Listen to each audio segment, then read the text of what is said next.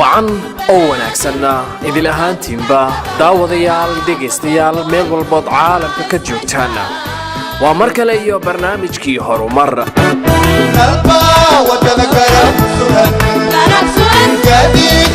barnaamijkan horumar ayaana alaaba ku soo qaadanaa qaar ka mid ah horumaradii iyo waxqabadyadii ugu dambeeyey oo uu ku tallaabsaday gobolka Banaadir iyo degmooyinka uu ka kooban yahay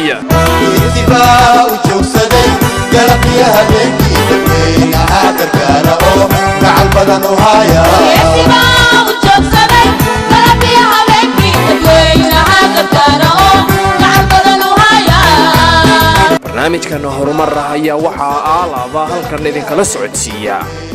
maxamed cali juuxa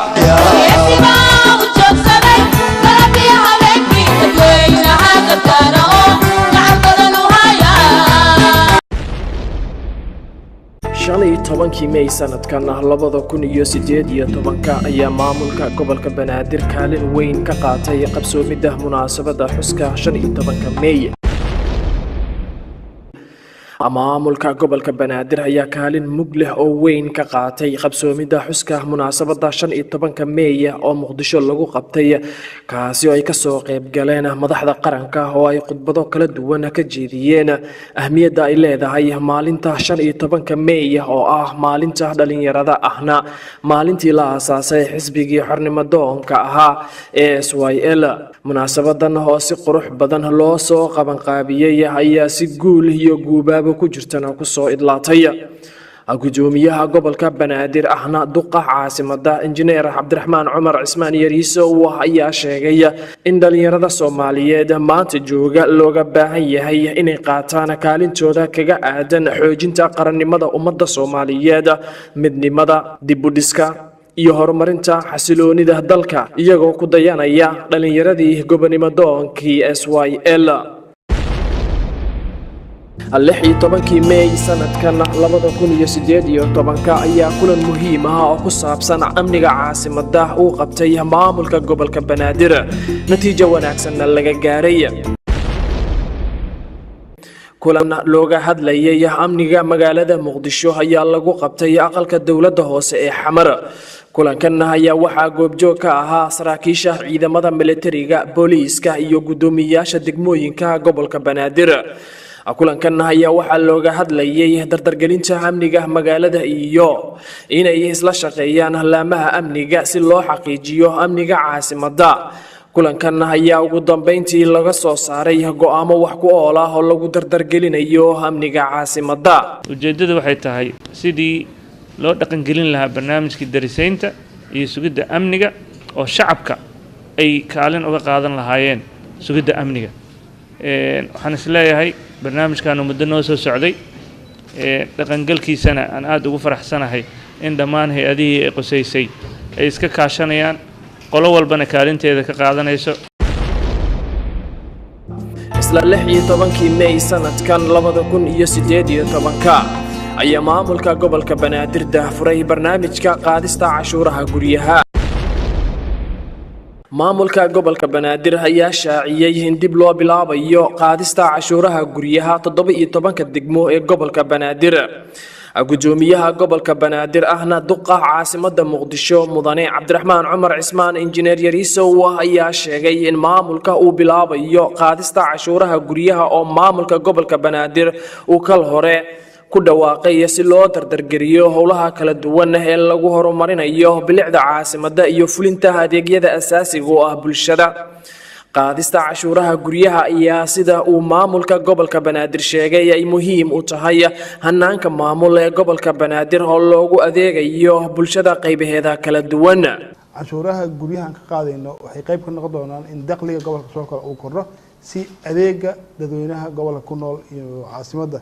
ay dib ugu laabato oo ha noqoto ama nadaafadii qayb loo qaato ha noqoto biyahan roobka ay dhibaatada ku keenaan iyo guud ahaanba horumarka gobolka Banaadir Soomaaliya barnaamijkii dawladdeenu waxay xoog ku lahayd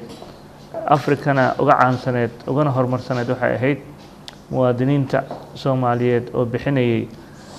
waajibaadkii ay dawladdu ku lahayd ama dawladda hoose ama dawladda dhexe canshuur la'aanna waa adag tahay in adeegyada bulshada la fuliyo. marka tan anagoo ka duulayno ayaan muddo waxaan wadnay sidii loo hagaajin lahaa maamulkaasi maaliyadda, nidaamkan u noqon lahaa mid daahfuran, mid kalsooni gelin kara shacabkuna ay ogaan karaan khidmad kasta ay bixiyaan in dowladda hoose xamar ay ugu adeegayso. 17 May sanadkan 2018 ayaa maamulka gobolka Banaadir si rasmi ah u furay tartan aqooneedka bisha Ramadaan.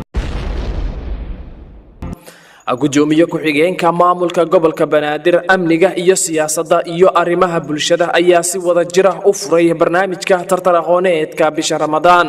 ee ka baxa idaacadda codka gobolka Banaadir. tartankan ayaa ah tartan ay ku tartamayaan 17 degmo ee gobolka Banaadir, waxaana la isku dhaafsadaa culuumta noocyadeeda kala duwan. sidoo kale waxa uu dhiirigelinayaa isdhexgalka bulshada. gudoomiye maxamed cabdullaahi maxamed tuulax ayaa kula dardaarmay degmooyinka inay ilaaliyaan anshaxa tartanka. sidoo kale gudoomiye basma caamir shakeeti ayaa sheegtay in maamulka gobolka Banaadir ka go'an tahay taageerida aqoonta iyo isdhexgalka bulshada caasimadda. 18 May sanadkan 2018 ayaa maamulka gobolka Banaadir deeq raashin ah gaarsiiyay dadka tabaalaysan degmada Heliwa. maamulka gobolka Banaadir ayaa wada gurmad loogu fidinayo dadka tabaalaysan gaar ahaan bishan Ramadaan sidii uu maamulka gobolka Banaadir u gaarsiin lahaa mucaawino afura. deeqdan raashin ee maamulka gobolka Banaadir gaarsiiyay degmada Heliwa ayaa waxay qayb ka tahay barnaamijka taakulo oo loogu gargaarayo dadka shacabka ah ee tabaalaysan inta lagu guda jiro bisha barakaysan ee Ramadaan. gudoomiyaha gobolkana ugu baaqay shacabka Soomaaliyeed inay gargaar u fidiyaan walaalahooda tabaalaysan inta lagu guda jiro bishan Ramadaan. 19 May sanadkan 2018 ayaa gobolka Banaadir 21,000 oo arday u fariistay imtixaanka shahaadiga ah ee dugsiga sare. gudoomiyaha gobolka Banaadir ahna duqa caasimadda mudane Cabdiraxmaan Cumar Cismaan injineer Yariisow ayaa daaha ka qaaday in 21,000 oo arday oo wax ka barata dugsiyada kala duwan ee gobolka Banaadir uga bilowday caasimadda.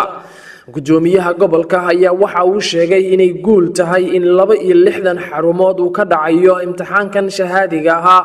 ee dugsiga sare. wuxuuna yiri waxay muujinaysaa dadaalka guuleystay ee arintan laga sameeyay iyo baahinta waxbarashada mustaqbalka sida ay muhiim ugu tahay gobolka. waxaan ku faraxsanahay in dhammaan degmooyinkii iyo iskuuladiina laga hirgelinayo arday intaas la egna oo markii loo fiiriyay qiyaas ahaan boqolkiiba 60 ku dhawaad oo dhammaan dalkooda marka lagu daro Soomaaliland iyo Puntland inay ardayda imtixaanka fariisanayso ay yihiin. marka koonfur iyo maaragtay iyo bartamaha Soomaaliya la yiraahdana oo 26,000 ka qayb galayso in 22,000 ay noqoto ardaydii gobolka Banaadir waa dareemi kartaan baaxadda ay leedahay. 20 May sanadkan 2018 ayaa maamulka gobolka Banaadir gurmad weyn u fidiyay dadkii uu saameeyay roobabkii ugu dambeeyay ee ka daayay caasimadda.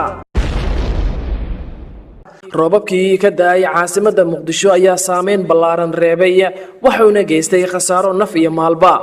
maamulka gobolka Banaadir ayaa waday gurmad oo dadkii uu saameeyay roobabka la geeyay goobaha ay ku hoydaan isla markaana loo diyaariyay raashin iyo hoy. kulan degdeg ah oo arintani ku saabsan ayaa dhexmaray madaxda qaranka oo ugu horeeyo madaxweynaha Jamhuuriyadda Federaalka Soomaaliya mudane Maxamed Cabdullaahi Maxamed Farmaajo, ra'iisul wasaaraha Soomaaliya mudane Xasan Cali Khayre, wasiirka amniga iyo taliyayaasha ciidanka qaranka. waxaana la go'aamiyay in ciidamada qaranka ay kaalin ka qaataan gurmadka maadaama ay xaaladdu aad u daran tahay roobabkuna ay sii socdeen.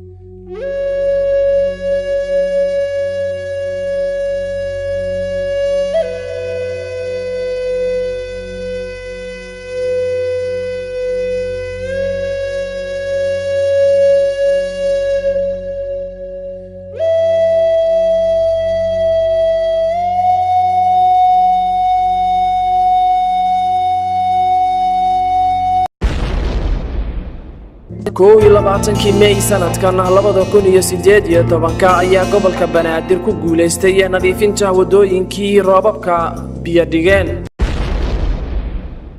magaalada Muqdisho ayaa waxa ka socday roobab lixaad leh oo geystay dhimasho iyo dhaawac iyo khasaare hantiyeed iyadoo taasi ay sii dheereed wadooyinka qaarkood ay biyo fariisteen booyado waaweyn oo loogu talagalay inay qaadaan biyaha fariistay wadooyinka qaar ayaa hawshooda si habsami leh u socotay oo qaar ka mid ah wadooyinka magaalada Muqdisho la furay iyadoo ay ku guuleysteen maamulka gobolka Banaadir inay nadiifiyaan wadooyinka qaar oo hadda ku soo laabtay sidii caadiga ahayd. agaasimaha howlaha guud ee maamulka gobolka Banaadir Cabdifataax Cumar Xalane oo ku sugnaa goobaha biyaha ay fariisteen ayaa bogaadiyay shaqada maamulka gobolka Banaadir uu hayo ummadda Soomaaliyeed iyadoo wadooyinka qaarkood ay noqdeen kuwa aanan la mari karin isku socodka bulshadana saameyn weyn ku yeeshay. dadaal dheer iyo hawl aan kala joogsi lahayn kadib waxa uu maamulka gobolka Banaadir ku guuleystay inuu nadiifiyo wadooyinkii uu roobka biyo dhigay. 22 May sanadkan 2018 ay duqa Muqdisho ayaa kormeer shaqo ku tagay degmada Xamarweyne si uu ugu kuurgalo habsami u socodka shaqada biyo nadiifinta. kormeerkan uu gudoomiyaha gobolka Banaadir ahna duqa magaalada Muqdisho injineer Cabdiraxmaan Cumar Cismaan Yariiso uu ku tagay xarunta degmada Xamarweyne ayaa ahayd kuurgalida saameynta daadadkii ka dhashay roobabkii mahiigaanka ah ee ka da'ay magaalada Muqdisho oo ay buux dhaafiyeen qaybo ka mid ah degmadaasi. kormeerkan ayaa gudoomiyaha ku weeliyay gudoomiye ku-xigeenka dhinaca amniga iyo siyaasadda gudoomiye ku-xigeenka dhanka arrimaha bulshada iyo mas'uuliyiinta maamulka degmadaasi iyagoo isla gartay in biyahaasi laga nadiifiyo goobaha ay fariisinka ka sameysteen maadaama ay xanibeen isu socodka dadka iyo gaadiidka. isla 22 May sanadkan 2018 ayaa maamulka gobolka Banaadir furay aqoon isweydaarsi lagu baranayay dawlad wanaagga iyo xalinta khilaafaadka. gudoomiye ku-xigeenka arrimaha bulshada maamulka gobolka Banaadir Marwo Basma Caamir Shakeeti ayaa aqoon isweydaarsi u furtay qaar ka mid ah dhalinyarada ururka dhalinyarada gobolka Banaadir. aqoon isweydaarsigan ayaa waxa lagu baranayay dawlad wanaagga iyo xalinta khilaafaadka. gudoomiye Basma Caamir ayaa dhalinyarada kula dardaarantay inay ka shaqeeyaan amniga magaalada Muqdisho maadaama dhalinyaradu ay yihiin lafdhabarta maamulka gobolka Banaadir. maamulka gobolka Banaadir ayaa dadaal xoogan ugu jira sidii dhalinyarada Soomaaliyeed loo bari lahaa dawlad wanaagga waxaana mas'uuliyiinta ugu sareysa gobolka ay wada shaqeyn wanaagsan la leeyihiin dhalinyarada si gobolka horumarkiisa kaalin weyn uga qaataan. gobolka Banaadir waa naas qololo gurigii dadkoodii dumarkiisa weeyaan.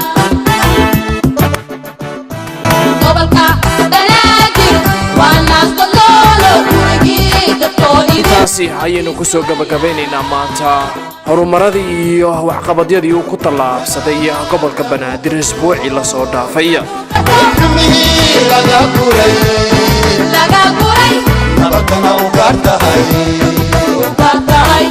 waa Maxamed Cali Juxa oo idinkaga tegaya